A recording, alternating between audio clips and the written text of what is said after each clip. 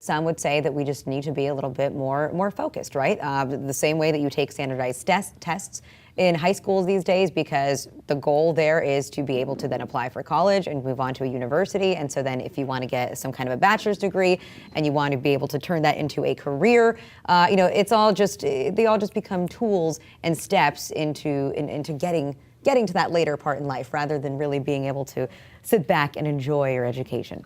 Well, let me, that's a large question. It is. Let me try to give you a large response, or at least and make it efficient.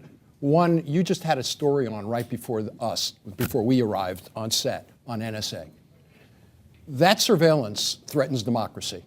If we don't have an engaged citizenry, we are more vulnerable than ever to that kind of threat to democracy. The university is a place that manufactures, through its development of capacity and critical thinking, robust citizenship. More now needed than ever.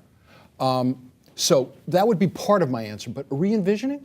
We should be re-envisioning. And look, I am all for technology. This is not about revisioning in terms, but it's about fit between technology and need. Technology and different learners coming with different needs. And I'm sure that Larry would agree with that.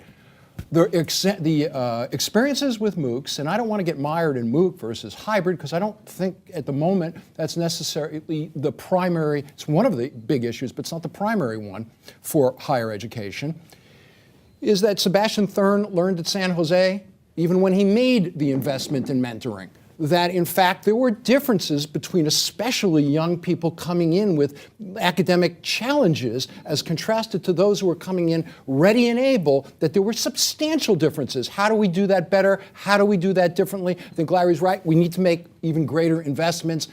What we also learned from Washington and Virginia on surveys is that in fact the dropout rates, the academic achievement is much higher in community colleges, for example, for those who come from higher socioeconomic levels than from those who are at the bottom end. They do better at the bottom end economically in face-to-face. But all that said, we can work that, people, I think, of goodwill could work that out, except that, who controls the technology?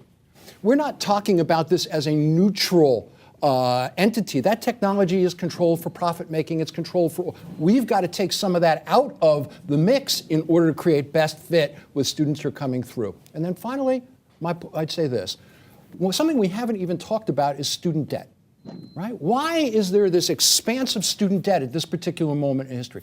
Why does it running and escalating at the same time there have been the cutbacks precisely because there have been cutbacks and tuition's being raised and students are being asked to bear that, and in turn we're trying to maximize efficiencies that don't necessarily represent efficiency because they don't produce a heightened quality education. And in this rush to technology, our concern is that it undermines quality of learning. We need to do this in a judicious way as we implement.